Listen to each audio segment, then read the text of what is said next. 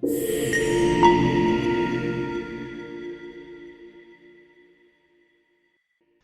and welcome to Edison TV. Today I'm joined by Matthias Steddelmeier, CEO of Tradedoubler. Tradedoubler is a listed online marketing and technology company operating globally. And today we're focusing specifically on the market environment for the company's products and services, and also the company's deployment of artificial intelligence.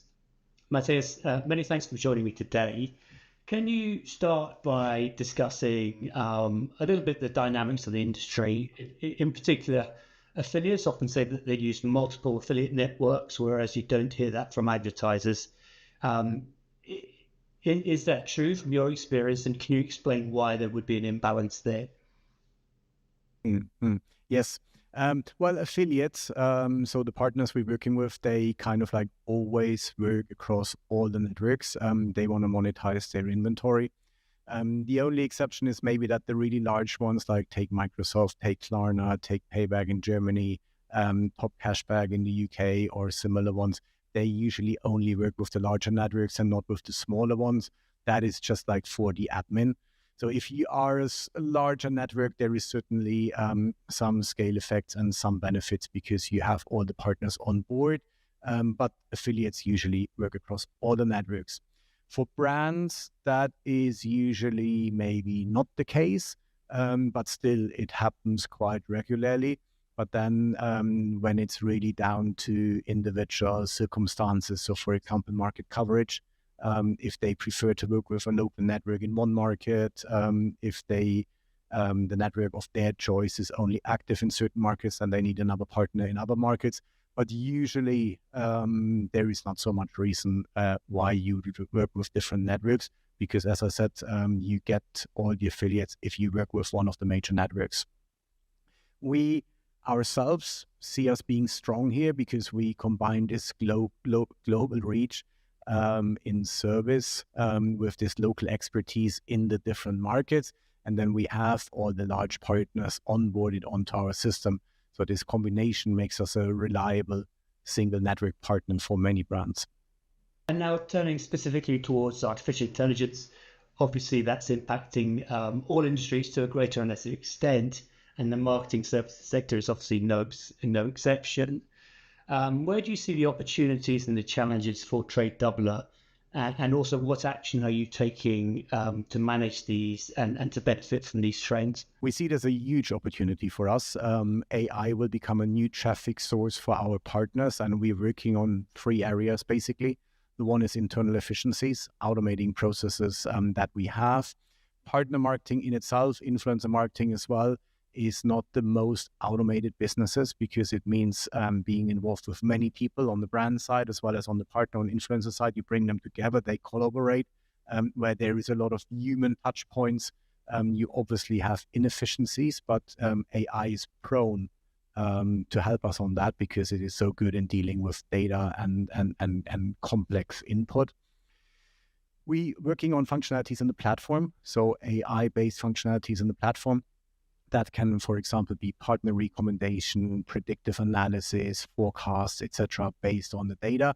And then, as I said already, with the last question, AI-driven traffic sources, where we actively work on our platform being accessible, but then, of course, as well with partners that are AI traffic first partners.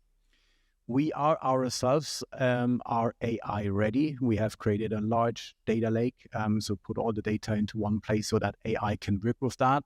We have first automated workflows, and as I just said, we have first AI-based functionalities to be available in the interfaces from the first quarter of 2026. Next now is to continue to build on that, basically expanding further and further, generating efficiencies and realizing this upside potential. And so looking into your crystal ball, what do you think a customer journey will look like in a few years? And how will Tradedoubler fit into that evolving journey? Customer journeys for sure will become much shorter.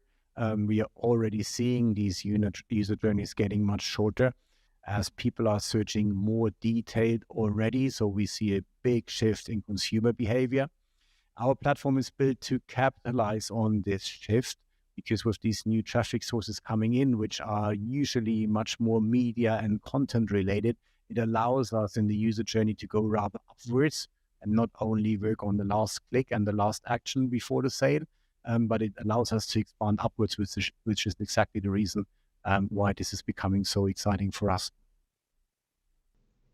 So your industry is characterized by rapid technological and regulatory change, and AI, I guess, is just the latest and largest revolution. And looking back at previous disruptions, third-party cookies, GDPR, ad blockers, Google Analytics, etc., your business has survived and performed well through those transitions. What enables you to cope with these challenges better than like many of your peers? And can you give an example of adapting to a major industry change? It goes back to the three assets that we have. The largest asset we have is obviously the network. I'm working in Tradedoubler, so in partner marketing for almost 20 years now. And when I compare what the network has looked like some 20 years ago and what it looks like today, it's completely different. So the type of partners, the verticals that we're working with, and utilize their inventory for our brands has changed a lot, which means that the network itself provides this constant innovation and this constant reinventing of business models and advertising models, basically. And our brands working with us kind of like naturally benefit from that. The second is obviously the technology. There has been many, many changes, and we need to make an effort, and we always do that, to stay at the forefront when it comes to tracking, when it comes to analytics, etc. But our technology platform is actually a huge machine, and we've always been in advance. Like we are, for example, prepared if there wouldn't be any cookies anymore, so we're still able to track. That's the two main reasons. On top comes the service and the expertise that we have. We know everything about performance marketing, and we know everything about how to make campaigns convert and being successful. This is, I think, the main reason why partner marketing itself is so resilient. And then finally, in our last conversation, you confirmed that M&A is part of your growth strategy. Do you see AI as presenting an opportunity for industry consolidation? For example, will the higher technical bar make it harder for smaller affiliate networks to compete? A bit yes and no. On the consolidation itself, I don't think that it changes so much. But on the one hand, obviously, smaller companies will be more agile and flexible to come up with new solutions, for sure. On the other hand, the big assets of an established partner marketing company are the network and the technology. So when you just like think about the technology, every month we track something like 500 million clicks. That's a huge amount of data. We have all these different functionalities like payments, tracking, etc. So that's a big entry hurdle. And then obviously you need to build a network, right? So you need to have the partners on board. That's the key, and that's difficult to replicate. Fascinating stuff. Matthias, many thanks for joining me again. Thank you very much, Dan.